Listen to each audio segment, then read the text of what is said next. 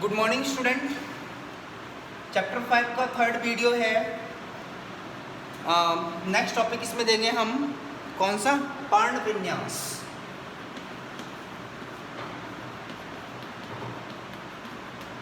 किसे कहते हैं पर्ण विन्यास? तो पहले आप इसकी परिभाषा सीख लीजिए। तने पर पत्तियों के लगने के क्रम को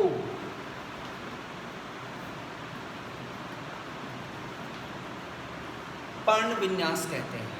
मतलब तने पर, शाखाओं पर पत्तियां किस क्रम में लगी होती हैं, उनका क्रम क्या होता है, उस क्रम को ही हम कहते हैं क्या, पर्ण विन्यास। किसी में आमने सामने लगी होती हैं, किसी में एकांतर क्रम में लगी होती है, किसी में चक्री क्रम में लगी होती है, अलग अलग तरीके से लगी होती है। लेकिन आपकी एनसीईआरटी बुक में यहाँ पे पर्ण विन्यास के 3 प्रकार बता रखे हैं। कितने प्रकार बता रखे हैं यहाँ पे?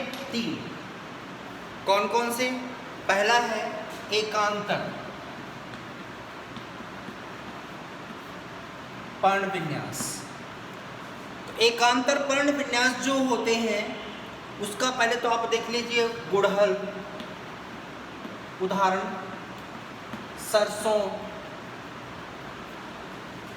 गुड़हल, सरसों, सूर्यमुखी। इनमें क्या होता है, इसकी थ्योरी नहीं लिखवा रहा हूँ, चित्र बता रहा हूँ। जैसे ये तना है, यहाँ पे पर्व संधियाँ लगी हुई हैं। आपको मैंने बताया हुआ ना, पर्व संधि से ही पत्ती शाखा बनती है। तो मान लीजिए एक इस डायरेक्शन में, एक इस डायरेक्शन में, एक इस डायरेक्शन में, इसे बोलते हैं एकांतर। बना लीजिए फटाफट इसको, समझ में है ना।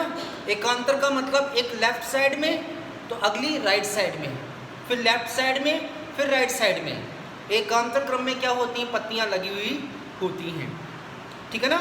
इसे कहते हैं एकांतर क्रम। लेकिन कहाँ से उत्पन्न होंगी, कहाँ से? पर्व संधि से होंगी।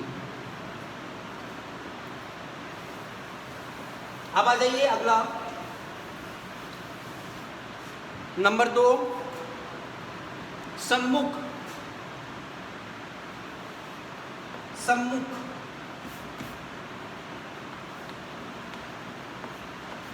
सम्मुख का मतलब आमने सामने। और आमने सामने होती है किसमें? एक तो होती है आंख में, आंकड़ा जो होता है ना, आंख में, और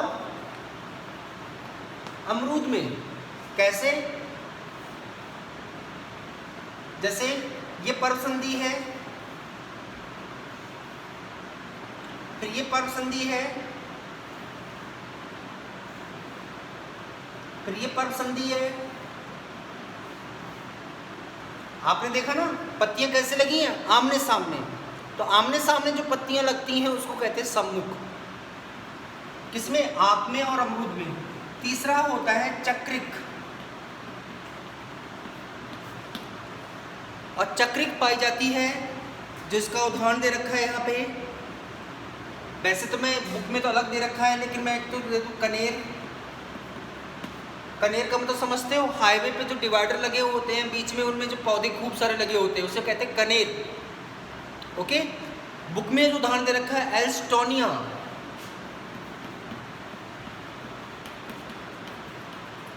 इसमें चक्री होती है। चक्री का मतलब, जैसे मान लो ये तना है और ये पर्व संधि है। एक ही पर्व संधि से एक पत्ती, 2 पत्ती, 3 पत्ती, 4, 5, 6, एक ही जगह से 6 पत्ती एक साथ लगी हुई हैं, चक्र में लगी हुई हैं। इसे कहते हैं चक्रिक, ठीक है ना। ये चक्रिक हो गया। तो इस तरह से पर्ण विन्यास आपका टॉपिक समाप्त हो गया है। और पर्ण विन्यास की परिभाषा क्या बताई थी? तने पर पत्तियों के लगने के क्रम को हम क्या कहते हैं? पर्ण विन्यास कहते हैं, ठीक है ना। अब आ जाइए, अगला है पत्ती के रूपांतरण।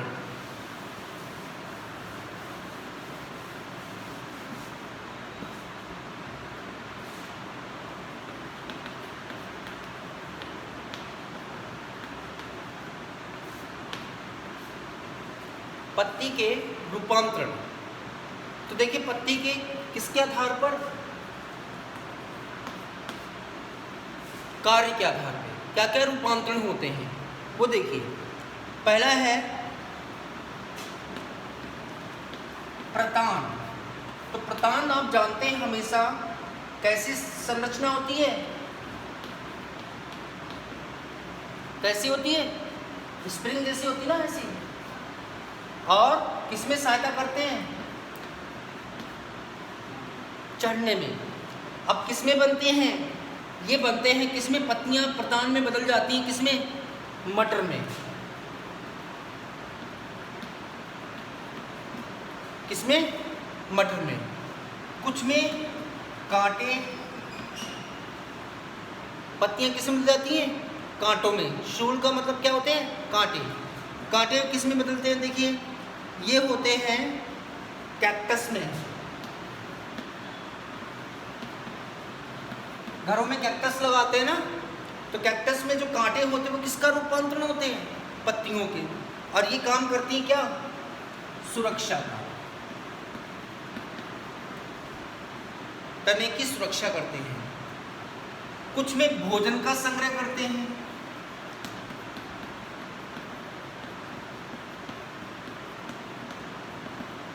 जैसे लहसुन,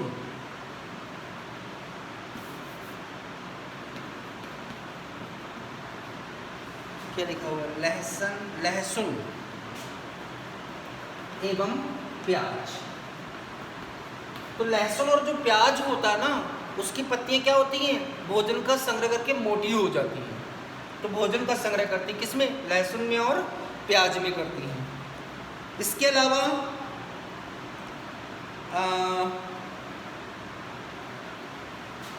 कीट पकड़ने में,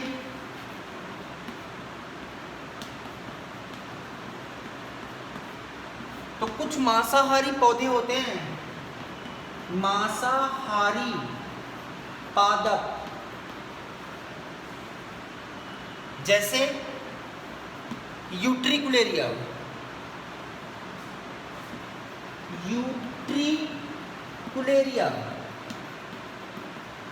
इनमें क्या करते हैं, पत्तियां हैं वो घड़े जैसी संरचना बना देती हैं। पत्ती क्या बना लेती है, घड़े जैसी संरचना। और उसमें कीट आके क्या होता है, फंस जाता है। तो क्या, कीट पकड़ लेंगे। किसमें, यूट्रिकुलेरिया में। 12वीं क्लास में आएगा ये प्रैक्टिकल में, यूट्रिकुलेरिया ऊपर रखे हुए भी है, पर वो आपको छोटी छोटी गांठें दिखाई देंगी, आपको पत्ते दिखाई नहीं देंगे, छोटी छोटी गांठें दिखाई देती हैं आपको, ठीक है ना। तो ये थे पत्ती के रूपांतरण। अब आ जाइए नेक्स्ट, पुष्पक्रम। अब इंपॉर्टेंट टॉपिक आएंगे यहाँ पे, पुष्पक्रम। पुष्पक्रम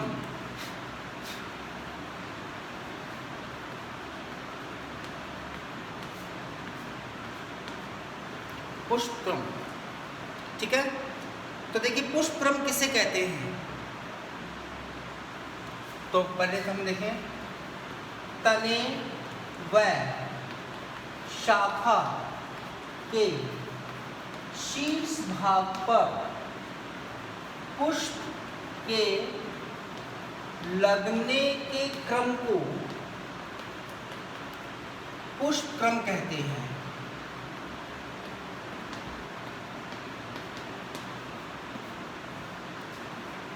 मतलब तने और शाखा के शीर्ष भाग पर जो पुष्प लगते हैं उसके क्रम को, भाई पुष्प कहाँ लगेंगे, तने और शाखाओं के शीर्ष पे ही लगेंगे। किस क्रम में लगे हुए हैं बताएंगे भी, कौन कौन से क्रम होते हैं, उसको क्रम को क्या कहते हैं हम, पुष्प क्रम कहते हैं। अब कहते हैं कि पुष्प क्रम,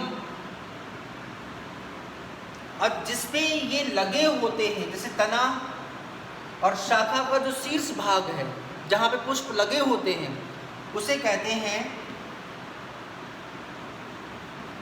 पुष्पीय अक्ष। क्या कहते हैं, पुष्पीय अक्ष, वह स्थान जहाँ पर पुष्प पाए जाते हैं। तने और शाखा का वह भाग जहाँ पे पुष्प पाए जाते हों उसे क्या कहते हैं हम? पुष्पीय अक्ष कहते हैं। अब सुनिए, पुष्प क्रम कितने प्रकार के होते हैं? ये आएगा आपके अब 12th क्लास में। 2 प्रकार के होते हैं। एक तो होता है कौन सा? असीमाक्षी,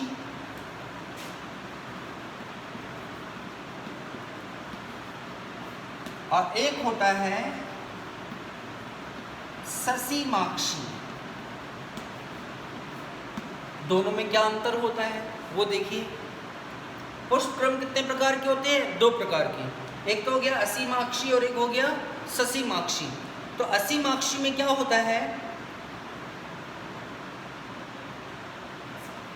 इसमें क्या होगा देखो, जैसे ये है तने का शीर्ष भाग, ये तो हो गया क्या?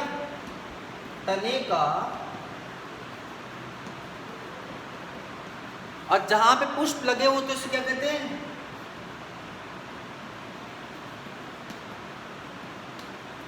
क्या कहेंगे हम? तो असीमाक्षी का मतलब होता है जिसमें पुष्प, जैसे मैं यहां पे बना दूं, पुष्पीय अक्ष के पार्श्व दिशाओं में हूं।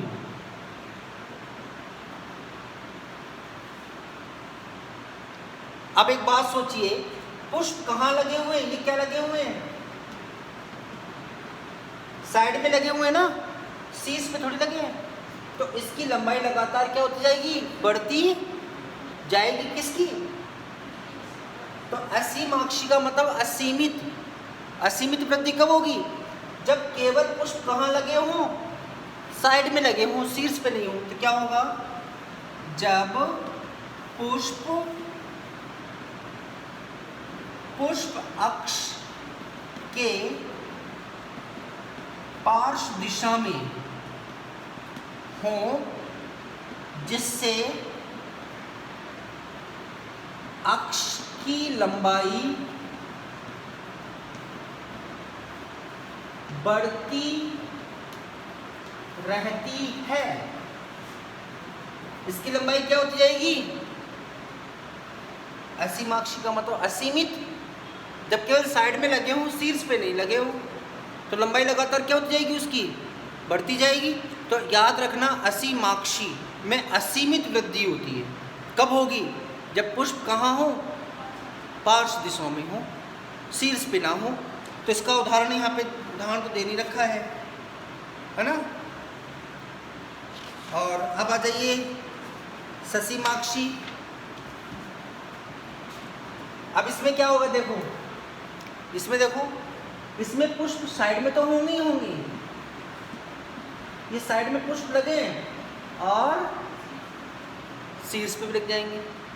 इससे क्या होगा? सीमित वृद्धि हो जाएगी। ससीमाक्षी मतलब सीमित। जब पुष्प अक्ष के शीर्ष पर भी हो तो अक्ष की लंबाई सीमित हो जाती हो, उसे क्या कहेंगे हम? ससीमाक्षी। क्या कहेंगे हम? ससीमाक्षी कहेंगे। तो आज के लिए हम इतना ही पढ़ेंगे हम इसमें। ओके।